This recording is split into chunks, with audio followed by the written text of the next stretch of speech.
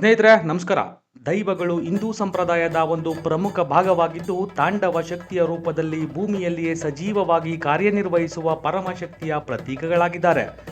ದೇವರುಗಳು ಪರಲೋಕದಲ್ಲಿ ನೆಲೆಸಿದರೆ, ದೈವಗಳು ಭಕ್ತರ ಮಧ್ಯೆ ನೇರವಾಗಿ ಅವತರಿಸುತ್ತವೆ.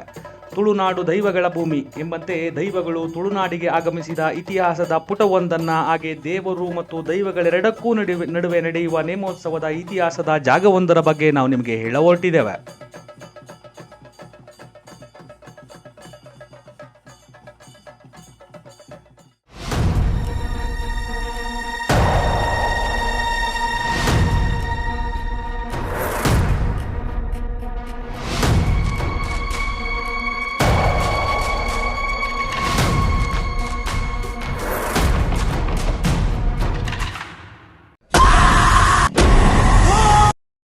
ನೀವಿನ್ನೂ ನಮ್ಮ ಚಾನಲ್ನ ಸಬ್ಸ್ಕ್ರೈಬ್ ಮಾಡಿಲ್ಲ ಅಂದರೆ ದಯವಿಟ್ಟು ಸಬ್ಸ್ಕ್ರೈಬ್ ಮಾಡಿ. ಹೊಸ ವಿಡಿಯೋಗಳ ನೋಟಿಫಿಕೇಶನ್ಗಾಗಿ ಪಕ್ಕದಲ್ಲಿ ಕಾಣೋ ಬೆಲ್ ಐಕಾನ್ ಒತ್ತಿ.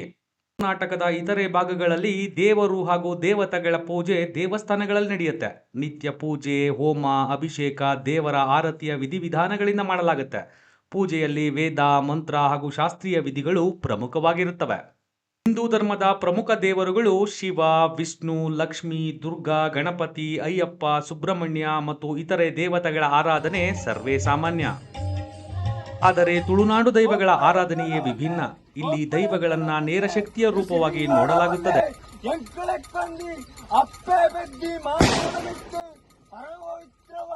ದೇವರನ್ನ ಮೂರ್ತಿಯಾಗಿ ಪೂಜಿಸುವ ಬದಲು ದೈವ ನೇರವಾಗಿ ಭಕ್ತರಲ್ಲಿ ಪ್ರವೇಶಿಸಿ ತಕ್ಷಣ ಅವರ ಕುಂದುಕೊರತೆಗಳಿಗೆ ಪರಿಹಾರ ನೀಡುತ್ತಾರೆ.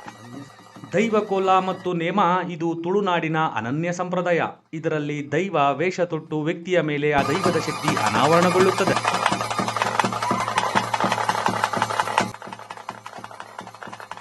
ದೇವರನ್ನ ಪ್ರಾರ್ಥನೆ ಮಾಡುವಾಗ ನೇರ ಉತ್ತರ ಸಿಗುವುದಿಲ್ಲ. ಆದರೆ ದೈವದ ಸೇವೆಯಲ್ಲಿ ದೈವ ಭಕ್ತರ ಸಮಸ್ಯೆಗಳಿಗೆ ಉತ್ತರ ನೀಡುತ್ತದೆ, ಪ್ರಶ್ನೆಗಳಿಗೆ ಪರಿಹಾರ ನೀಡುತ್ತದೆ. ಇಲ್ಲಿ ದೈವ ಸೇವೆಯನ್ನ ಬಂಟ, ಪಾಲೆ, ಪಂಜಿಗರು, ನಲಿಕೆ, ಪರವ, ಗೋಪಾಲ ವಂಶದವರು ದೈವವನ್ನ ಅವತರಿಸುತ್ತಾರೆ. ಇಲ್ಲಿ ಪೂಜೆ ದೇವಸ್ಥಾನಗಳಲ್ಲಿ ನಡೆಯೋದಿಲ್ಲ. ಅದರ ಬದಲು ದೈವಗಳು ಕುಟುಂಬದ ದೇವರು, ಊರ ದೇವರು ಮತ್ತು ಕೃಷಿ ದೇವರುಗಳಾಗಿರುತ್ತಾರೆ. ತುಳುನಾಡು ಪವಿತ್ರ ಭೂಮಿ. ಇಲ್ಲಿ ಶಕ್ತಿಯ ಆರಾಧನೆಯೇ ಪ್ರಮುಖ. ಈ ಭೂಮಿಯನ್ನ ಪರಶುರಾಮನು ಸಮುದ್ರವನ್ನ ಹಿಂದೆ ತಳ್ಳಿ ಸೃಷ್ಟಿಸಿದ್ದಾನೆ ಎಂದು ಪುರಾಣಗಳಲ್ಲಿ ಹೇಳಲಾಗುತ್ತದೆ. ಈ ನಾಡು ಪ್ರಾಕೃತಿಕವಾಗಿ ಸೌಂದರ್ಯವನ್ನು ತುಂಬಿಕೊಂಡಿದೆ. ಇಂತಹ ನಾಡನ್ನ ರಾಕ್ಷಸರು, ದುರಾತ್ಮರು ಹಾಳು ಮಾಡಲು ಮುಂದಾದಾಗ ಭೂಮಾತೆ ದೈವಗಳನ್ನು ಕಳಿಸಲು ಶಿವನ ಬಳಿ ಪ್ರಾರ್ಥಿಸಿದರು. ಶಿವನ ಆಣತಿಯಂತೆ ಆದಿಕಾಲದಲ್ಲಿ ತುಳುನಾಡಿಗೆ ಬಂದ ದೈವಗಳು ಅತೀತ ಶಕ್ತಿಯೊಂದಿಗೆ ಜನರ ರಕ್ಷಣೆಯನ್ನ ಮಾಡಿದರು. ದೈವಗಳು ತಮ್ಮ ಶಕ್ತಿಯಿಂದ ಅನ್ಯಾಯದ ವಿರುದ್ಧ ಹೋರಾಡಿ ಸತ್ಯ ಧರ್ಮದ ರಾಜ್ಯವನ್ನ ಸ್ಥಾಪಿಸಿದರು. ಹಲವಾರು ದೈವಗಳು ಭೂಮಿಯಲ್ಲೇ ಅನಂತಕಾಲ ಜೀವಿಸುವ ಶಕ್ತಿಯೊಂದಿಗೆ ನಿಂತಿದ್ದು ಭಕ್ತರಿಗೆ ತಮ್ಮ ಆಶೀರ್ವಾದ ನೀಡುತ್ತಿದ್ದಾರೆ. ಸ್ನೇಹಿತರೆ, ಕೋಲ ಅಥವಾ ನೇಮ ಇದು ದೈವಗಳು ಭಕ್ತರಲ್ಲಿ ಪ್ರವೇಶಿಸುವ ಅದ್ಭುತ ಕಾಲಾವಧಿ. ಭಕ್ತರ ಹರಕೆ, ಪೂಜೆ, ಸೇವೆ ಮತ್ತು ದೈವ ಪ್ರಾರ್ಥನೆ ಇಲ್ಲಿ ಸಾಂಪ್ರದಾಯಿಕ.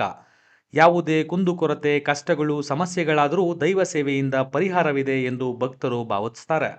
ಕೇವಲ ತುಳುನಾಡಿಗಷ್ಟೇ ಸೀಮಿತವಾಗಿದ್ದ ದೈವದ ಶಕ್ತಿ ಮತ್ತು ಆಚರಣೆ ಕಾಂತಾರ ಚಿತ್ರದಿಂದ ಇಡೀ ಪ್ರಪಂಚಕ್ಕೆ ಪಸರಿಸಿತು.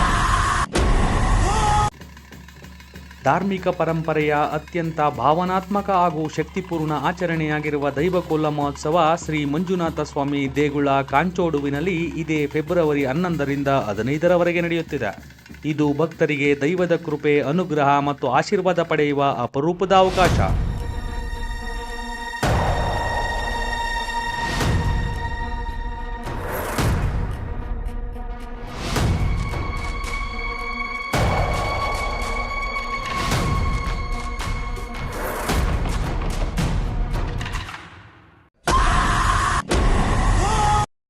ಇಂತಹ ಹಲವು ದೈವಗಳ ನೇಮೋತ್ಸವ ಈ ಜಾತ್ರಾ ಮಹೋತ್ಸವದಲ್ಲಿ ನಡೆಯಲಿದೆ. ಈ ದೈವಗಳ ಹೆಸರು ಮತ್ತು ಶಕ್ತಿಯನ್ನ ನೋಡೋಣ ಬನ್ನಿ. ಕುಮಾರಸ್ವಾಮಿ ದೈವ. ಈ ದೈವವು ಶಿವನ ಪುತ್ರನಾದ ಕಾರ್ತಿಕೇಯನ ಅವತಾರ ಎಂದು ಹೇಳಲಾಗುತ್ತೆ. ತುಳುನಾಡಿನಲ್ಲಿ ಪರಿಪಾಲನೆ, ಧರ್ಮ ಮತ್ತು ಶೌರ್ಯದ ದೈವವಾಗಿದೆ. ಈ ದೈವ ತುಳುನಾಡಿನ ರಾಜಮನೆತನವನ್ನು ಮತ್ತು ಭಕ್ತರನ್ನ ಆನಂದ ಮತ್ತು ಶಾಂತಿಯುಳ್ಳವನಾಗಿಸ್ತಾನೆ. ಕನ್ಯಾಕುಮಾರಿ ದೈವ. ಈ ದೈವ ಪರಾಶಕ್ತಿಯ ಅವತಾರ, ಸಮುದ್ರ ದೇವಿಯ ಶಕ್ತಿ ಎಂದು ನಂಬಲಾಗುತ್ತೆ. ತುಳುನಾಡಿನಲ್ಲಿ ಸಾಕ್ಷಾತ್ ಮಹಾಕಾಳಿಯ ರೂಪದಲ್ಲಿ ಪ್ರಾರ್ಥಿಸಲಾಗುವ ದೈವ ಇಲ್ಲಿನ ಭಕ್ತರಿಗೆ ದುಷ್ಟಶಕ್ತಿಗಳನ್ನು ನಾಶ ಮಾಡುವ ಶಕ್ತಿಯನ್ನು ನೀಡ್ತಾರೆ. ಪಂಜುರ್ಲಿ ದೈವ. ಇದು ತುಳುನಾಡಿನ ಅರಣ್ಯ ಮತ್ತು ಪರಿಸರದ ದೈವ. ಈ ದೈವವು ದುಷ್ಟಶಕ್ತಿಗಳನ್ನು ನಿರ್ಮೂಲನೆ ಮಾಡುತ್ತದೆ. ಭಕ್ತರಿಗೆ ಸಂಪತ್ತು, ಕೃಷಿ, ಯಶಸ್ಸು ಮತ್ತು ಆರೋಗ್ಯ ಮತ್ತು ಆಶೀರ್ವಾದವನ್ನು ನೀಡುತ್ತಾರೆ.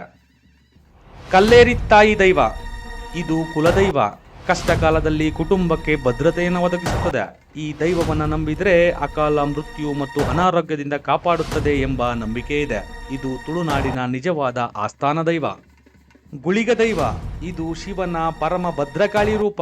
ಇದು ಪ್ರಬಲ ಶಕ್ತಿ, ತಾಂಡವ ಶಕ್ತಿಯನ್ನು ಹೊಂದಿದೆ. ದುಷ್ಕರ್ಮಿಗಳನ್ನು ನಿಯಂತ್ರಿಸಿ ಸುಳ್ಳು, ಅಕ್ರಮ ಸಂಬಂಧಗಳು, ಅಧರ್ಮವನ್ನು ನಾಶ ಮಾಡುವ ಶಕ್ತಿಯನ್ನು ಹೊಂದಿದೆ. ಸ್ನೇಹಿತರೆ, ಇಷ್ಟು ದೈವಗಳ ಅಬ್ಬರದ ಭಕ್ತಿ ಪರಾಕಾಷ್ಠೆಯ ನೇಮೋತ್ಸವವನ್ನು 11ರಿಂದ 15ರವರೆಗೆ ಕಾಂಚೋಡು ಮಂಜುನಾಥ ಸನ್ನಿಧಿಯಲ್ಲಿ ಕಣ್ತುಂಬಿಕೊಂಡು ದೈವದ ಕೃಪೆಗೆ ಪಾತ್ರರಾಗಬಹುದು. ಹಾಗೆಯೇ ಈ ಇಡೀ ಕಾರ್ಯಕ್ರಮವನ್ನು ಇತಿಹಾಸವಿ ಕನ್ನಡ ಚಾನಲ್ನಲ್ಲಿ ನೇರ ಪ್ರಸಾರವನ್ನು ವೀಕ್ಷಿಸಬಹುದು. ಈ ನೇರ ಪ್ರಸಾರದ ಕಾರ್ಯಕ್ರಮಕ್ಕೆ ಸಹಕರಿಸುತ್ತಿರುವ ಮಂಜುನಾಥ ದೇವಾಲಯದ ಆಡಳಿತ ಮಂಡಳಿಯವರಿಗೂ, ಬ್ಲೂ ಲೈನ್ ಟ್ರಾವೆಲ್ಸ್ನ ಮಾಲೀಕರಾದ ಶ್ರೀ ದೇವರಾಜರವರಿಗೂ, SBR ಟ್ರಾವೆಲ್ಸ್ ಬೆಂಗಳೂರು ಇದರ ಮಾಲೀಕರಾದ ಶ್ರೀ ಬಸವರಾಜರವರಿಗೂ ತುಂಬು ಹೃದಯದ ಧನ್ಯವಾದಗಳನ್ನು ಅರ್ಪಿಸ್ತಾ, ದೇವರು ಹಾಗೂ ದೈವಗಳು ಇವರಿಗೆ ಆಯಸ್ಸು, ಆರೋಗ್ಯ, ಯಶಸ್ಸು, ಸಮೃದ್ಧಿಯನ್ನು ನೀಡಲಿ ಅಂತ ಹಾರೈಸ್ತೇವೆ. ಮುಂದಿನ ನೇರ ಪ್ರಸಾರದ ಕಾರ್ಯಕ್ರಮದಲ್ಲಿ ಭೇಟಿಯಾಗೋಣ. ನಮಸ್ಕಾರ.